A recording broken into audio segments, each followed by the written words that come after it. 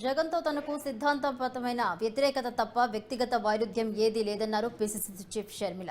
ఈ రోజు నర్సీపట్నంలో జరిగిన రచ్చబండ కార్యక్రమంలో పాల్గొని ఈ వ్యాఖ్యలు చేశారు. పడిపోవడం వల్ల చెయ్యి పనిచేయట్లేదు. ప్రస్తుతం ఆ పని కూడా వృత్తి మానేశారు.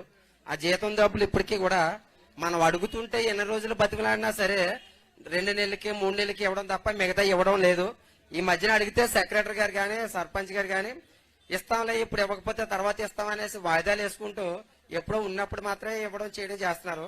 అదొకటి మేము 4 అన్నదమ్ములకి 4లో ఏ ఒక్కరికి ఇల్లు స్థలం ఇవ్వలేదండి. దానికోసం నేను ఎన్నిసార్లు దరఖాస్తు చేసినప్పటికీ దాన్ని రిజెక్ట్ చేసేవారు లోకల్ గా. ఇంకొక విషయం ఏంటంటే మా నాన్నగారు చెప్పేది ఏంటంటే కనీసం 2 అన్నదమ్ములు ఉంటే ఒకరికైనా ఇవ్వాలి అలాగని చెప్పేసి అడిగినా వాళ్ళకి ఇవ్వలేదు. అవి దృష్టికి చేస్తే ఏమవుతారని కొంతమంది మాట్లాడలేకపోతున్నాం. ఇవి మా కుటుంబంలో జరిగిన విషయం అండి. ఉద్యోగాలు చదువుకున్న యువత ఉండగలిగి ఇల్లు రాలేదు, ఉద్యోగాలు లేవు పిల్లలకు, అంతే కదా పెద్దయ్య? ఇల్లులు రాలేదు, 4 పిల్లలకు పెళ్లిళ్ళు అయినాయి కానీ ఇల్లులు రాలేదు, ఉద్యోగాలు లేవు. 4కి పెళ్లిళ్ళు అయినాయి.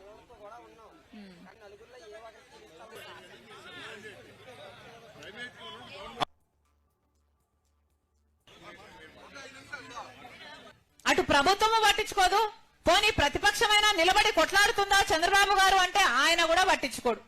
ఎవరు పట్టించుకోరు. అటు ప్రభుత్వము ఏమీ చేయదు, అటు ప్రతిపక్షము కూడా ఏమీ చేయదు.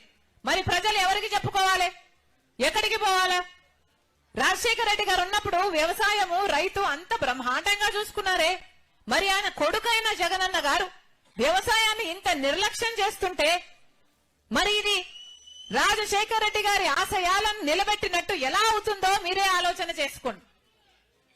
జగనన్న గారంటే నాకేం దేశం లేదు, నా రక్తమే. కానీ ఇది సిద్ధాంతపరమైన వ్యతిరేకం మాత్రమే. మేమంటున్నది ప్రజలు మీకు ఓట్లేస్తే మీరు ముఖ్యమంత్రులు అయ్యారు. అలాంటప్పుడు ప్రజలకు మీరు మేలు చేయాల్సిన బాధ్యత ఉందా లేదా అని మేము ప్రశ్నిస్తున్నాం. వ్యవసాయం రాజశేఖర రెడ్డి గారికి అంత ముఖ్యమైనప్పుడు ఆయన ఆశయాలను నిలబెడుతున్నామని చెప్తున్న జగనన్న గారికి రైతులంటే ఎందుకంత చిన్న చూపు? వ్యవసాయం అంటే ఎందుకంత చిన్న చూపు? ఈరోజు రైతుకు కనీసం పంట పండిస్తే గిట్టుబాటు ధరే లేదు అంటే ఇంకా రైతుకు మీరు ఏమి గౌరవం ఇచ్చినట్టు అని అడుగుతున్నాం. అంతెందుకు రాజశేఖర రెడ్డి గారు జలయజ్ఞంలో రైతులకు పెద్దపీట, వ్యవసాయానికి పెద్దపీట వేశాడు.